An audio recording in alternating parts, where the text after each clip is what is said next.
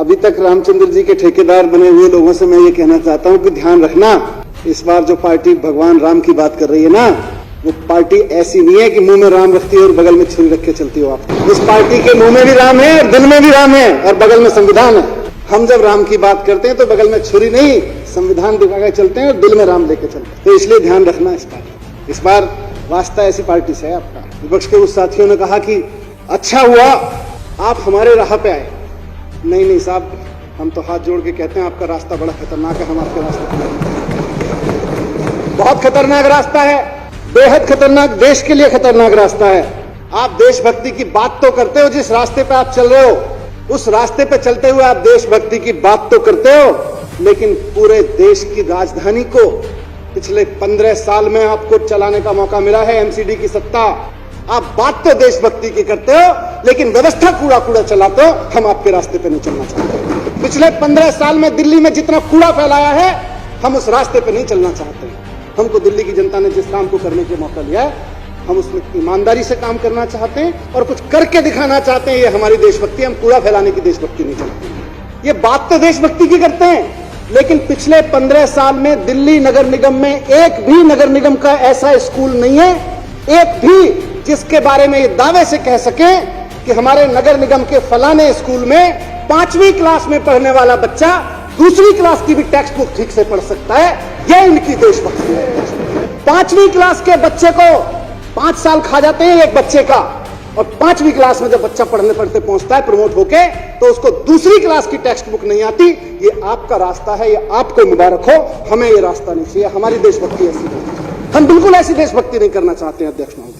हमारी देशभक्ति तो बच्चों को क्वालिटी एजुकेशन देने की देशभक्ति, हमारी देशभक्ति तो इस बात की देशभक्ति है। हम तो उस रास्ते पे चलना चाहते हैं जिसमें देश के एक एक बच्चे को क्वालिटी एजुकेशन मिले। सारे नेता अपने बच्चों को प्राइवेट स्कूल में पढ़ा लेते हैं, गरीब बच्चे को नगर निगम में पढ़ाते हैं और कहते हैं इनका क्या, ये तो पढ़ जाएंगे तो सवाल पूछने लगेंगे। मुख्यमंत्री जी ने कहा इनका रास्ता ये, हम इस रास्ते पर नहीं चलेंगे। अध्यक्ष आप सिर्फ बात करते हो। उस भारत माता का एक बेटा, जिसके भारत माता की जय आप कह के कहते हो कि हम देशभक्त हैं, जोर से जब भारत माता की जय का नारा लगा के आप कहते हो हम देशभक्त हो गए हैं, उस भारत माता का बेटा किसान अगर आपसे दिल्ली की सत्ता में कुछ कहने आता है तो आप उसको दिल्ली की सत्ता में पहुंचने से पहले बॉर्डर पे कीलें ठुकवा देते हो उसके रास्ते में और कहते हो हम देशभक्त हैं। आप किसानों का रास्ता रोकने के लिए नुकीली ऐसी कीलें खड़ा कर उसके फोटो खिंचवा के दहशत फैलाते हो। ऐसे लगता है जैसे किसान मिलने नहीं आ रहा है, दुश्मन देश चढ़ाई करने आ रहा है।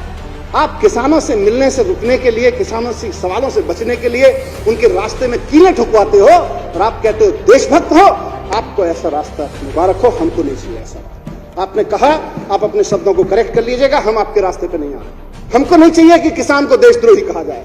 जिस किसान का बेटा बॉर्डर पे जवान बन के बैठा हुआ है, आप देशभक्ति की बात तो करते हैं। ये कहते तो हैं कि मोदी जी फौजी की ड्रेस पहन के पहुंच गए थे तो चीन पीछे हट गया, मोदी जी ने ये कर दिया था, मोदी जी ने वो कर दिया था। कहते तो हैं, उस जवान की शहादत का, उस जवान की बहादुरी का क्रेडिट तो लेते हैं, लेकिन वो बेटा, उस किसान का वो जवान बेटा अगर खड़ा होके वर्दी पहन के ये कह दे कि मुझे फौज में जो दाल मिल रही है उस दाल में पानी ज्यादा है और दाल कम है, उसे पागल करार दे देते हैं और उसको नौकरी से निकाल देते हैं ये लोग। ऐसी देशभक्ति आपको मुबारक हो, हमें और हमारे देश को ऐसी देशभक्ति नहीं चाहिए। देशभक्त कहते हैं अपने आप, जवानों के काम का क्रेडिट लेते हुए शर्म नहीं आती।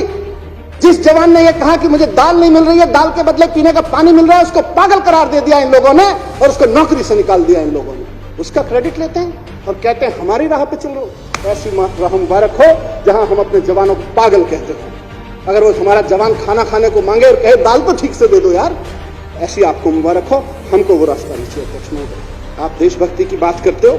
इन मिलावटी देशभक्तों को जहां भी सरकार चलाने का मौका मिला है, जिस राज्य में भी सरकार चलाने का मौका मिला है, इन्होंने बिजली कंपनियों से पैसा खा खा के वहां के आम आदमी के बिल इतने महंगे कर दिए हैं कि वो खून के आंसू रोने पे मजबूर है। इसको ये अपना रास्ता कहते हैं, इसको इनकी देशभक्ति। आज हम जिस बात की बात कर रहे हैं, हमारा रास्ता यह है कि दिल्ली के हर आदमी को, वो चाहे कितना भी गरीब हो, उसके घर में कम से कम एक चिराग तो रोशन हो सके, एक बल्ब तो जल सके। ये हमारी देशभक्ति है। एक आदमी अपने घर में बल्ब जलाने के लिए 2-2 हजार, 4-4 हजार रुपए का मासिक बिल चुका है। ये आपका रास्ता है, आपको मुबारक हो, हमको नहीं चाहिए रास्ता। हम नहीं चलेंगे इस रास्ते पे। हमें तो खुशी है, अरे आप भी देशभक्ति करो, हम भी देशभक्ति की बात करें। कांग्रेस वहां बेत्ता में बैठी है, बंगाल में जो पार्टी बैठी है, सारे देशभक्ति की बात करें, देश का कल्याण होगा। लेकिन कम से कम देशभक्ति की बात तो करो। देशभक्ति का मतलब क्या हुआ उसको तो बात करो। आप नारे जोर से लगाते हो और बगल में छुरी रखते हो और अपने आप को देशभक्त कहते हो। हमारे लिए तो अध्यक्ष महोदय दिल्ली की तरक्की ही देशभक्ति है। हमारे लिए तो दिल्ली वाले की तरक्की ही देशभक्ति है।